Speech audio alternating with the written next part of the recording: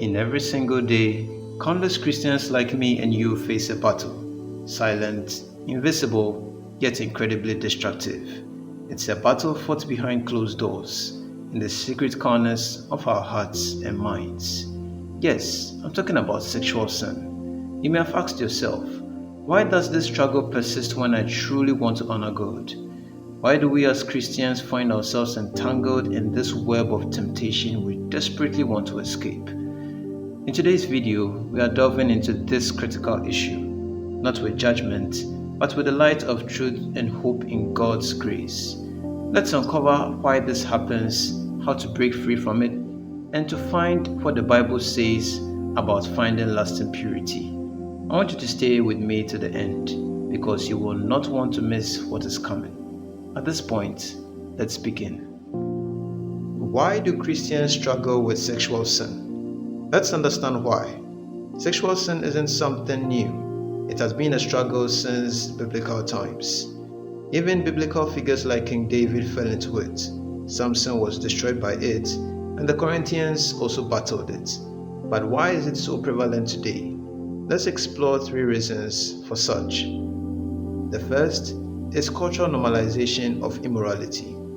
Everywhere we look, be it social media, movies, or arts, purity is mocked and indulgence is glorified. It's of no surprise that even Christians are influenced. Romans 12 verses 2 warns us, "Do not conform to the patterns of this world, but be transformed by the renewing of your mind." Yet, the world's patterns are very hard to escape. The second is neglect of spiritual disciplines. Many Christians are spiritually malnourished, but with neglect prayer, Bible study, and fellowship, our spiritual defenses begin to weaken. It is at this point that temptation begins to thrive in the absence of God's presence. The third is lack of accountability. Isolation is a breeding ground for sin. When we hide our struggles instead of seeking help from trusted believers, we give sin a foothold. Ecclesiastes 4 verses 9 to 10 reminds us, 2 are better than 1. If either falls, the other can help them up. A lack of accountability makes us wallow in sin without thinking of the need to seek mentorship and advice from fellow believers. The dangers of sexual sin. Let's be real here. Sexual sin doesn't just offend God, it destroys us. It leaves us feeling empty, ashamed, and distant from Him. It leads to other physical consequences like the contraction of diseases and broken homes, which destroys the order of society. It is for this reason Paul encourages us in 1 Corinthians 6 verse 18. Flee from sexual immorality. All other sins a person commits are outside the body, but whoever sins sexually sins against their own body. It's not just a moral issue, it's a spiritual one. Sexual sin clouds our relationships and can even lead to lifelong consequences. Yet, God doesn't just leave us in this pit. So how can we as Christians break free from this? Well, the Bible gives us a roadmap. The first is to confess and seek God's forgiveness. In James 5:16, the Bible says, "Confess your sins to each other and pray for each other so that you may be healed." Healing begins with honesty. Don't hide your struggles from God. He already knows and longs to restore you.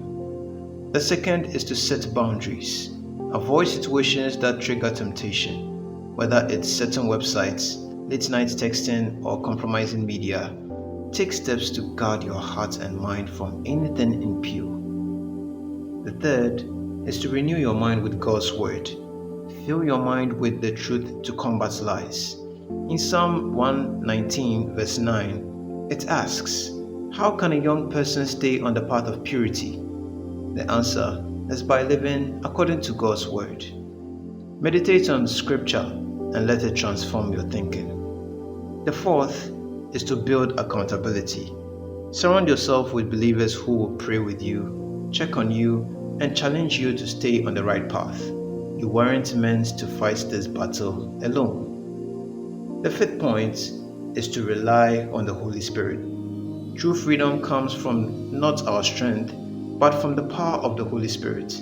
Galatians 5 verse 1 reminds us, "Walk in the Spirit and you will not gratify the desires of the flesh." Ask the Holy Spirit for strength daily. If you are struggling with sexual sin today, I want you to know this. You are not alone and you are empowered by God's grace. In Romans 8 verse 1, the Bible declares, "There is now no condemnation for those who are in Christ Jesus." God isn't looking to condemn you. He's called you into freedom. Yes, the road may be hard and you will face setbacks, but I don't want you to give up. The same God who parted the Red Sea will part the chains of sins in your life. So where do you go from here? Start today. Confess, pray, and take one step towards purity. And if this message resonated with you, don't just keep it to yourself. Share this video with someone who needs to hear it. Let's fight this battle together as a growing community of believers who are not perfect, but redeemed by a perfect Savior. If this video has left a positive imprint on you, consider sharing this video to as many people as possible. Also, don't forget to subscribe and turn on the notification button so you don't miss any of our upcoming videos. I want you to remember that freedom is possible through Christ. Stay strong, stay hopeful, and stay in His Word. God bless you.